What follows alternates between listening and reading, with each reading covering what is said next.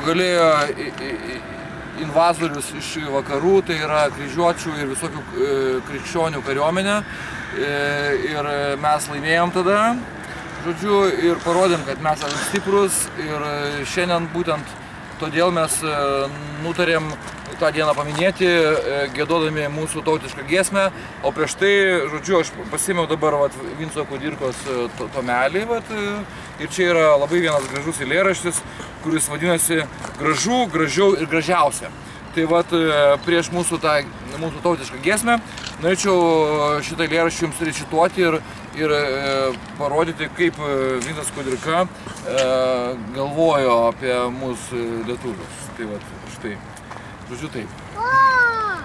Gražu yra matyti lietuvių būrelį, kurie tarp svetimųjų vienybę užlaiko ir susėję tėvynei aukoja žodelį ir motina pagarbin atminimais vaiko. Gražiau, jeigu kiekvienas pripažinti gali, kad nuo žodžių jų širdys taipgi neatskirtos ir visos tiesiog kreipias į tėvynės šalį ir meilė tėvynės visados ir tvirtos. O gražiausia vienok esti akims matyti,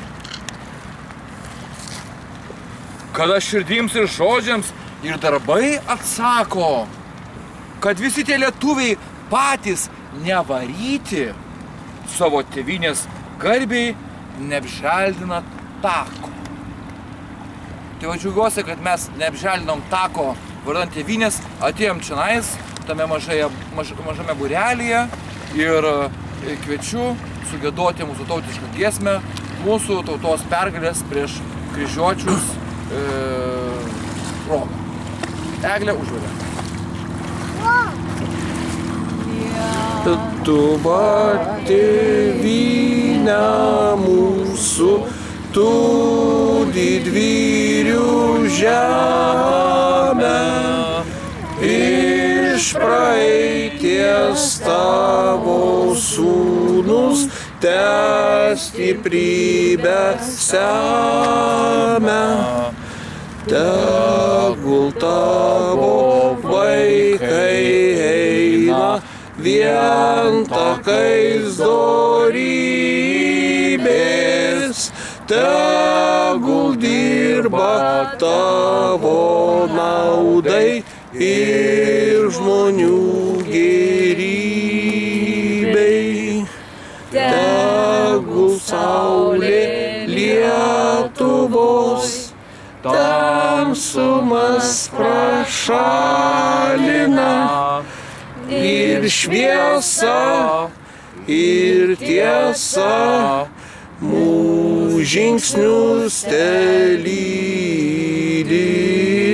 Tegul meilė Lietuvos dega mūsų širdyse, vardan tos Lietuvos vienybė težydi.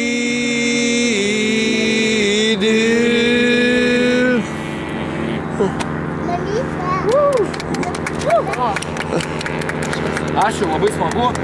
Aš manau, dėl ko mes pasirinkom šitą santaką, todėl, kadangi dvi upės mūsų didžiausios susilieja ir aš taip manau, kad netgi mūsų skirtingos sampratos, skirtingos pažiūros, politiniai kažkokie įsitikinimai galėtų vis dėlto susilieti kaip šitos dvi upės į vientisumą vardan tos, kaip sakant, mūsų Lietuvos, vardan mūsų ateities. Ir kad tie prieštaringumai, jie tiesiog neskaldytų mus, bet tiesiog gal duotų mums tiesiog progą visiems pamastyti, pagalvoti, išgirsti kito nuomonę, netgi gal pasiginčyti ir padiskutuoti, bet finale vis tiek visi šitie dalykai turėtų vesti mus į tą vieną bendrumą, į tą vieną mūsų gyvenimą, nuo kurio mes negalim pabėgti, nes vis tiek mes esam čia, mes esam visi vis tiek kartu ir tiesiog būtina mums net ir tuose prieštaravimuose rasti kažkokį bendrą vardiklį. Tai aš manau, kad šitą upių santaką, tą bendrą vardiklį mums ir kaip ir sufleruoja ir rodo pavyzdį, kaip gamta susilieja į vieną vienintelį dalyką, vieną srovę. Taip ir mes, lietuviai, turėtume į tą vieną srovę susilieti.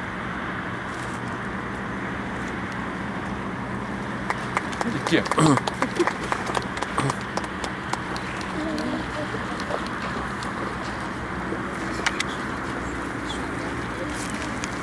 Gal nuspėna,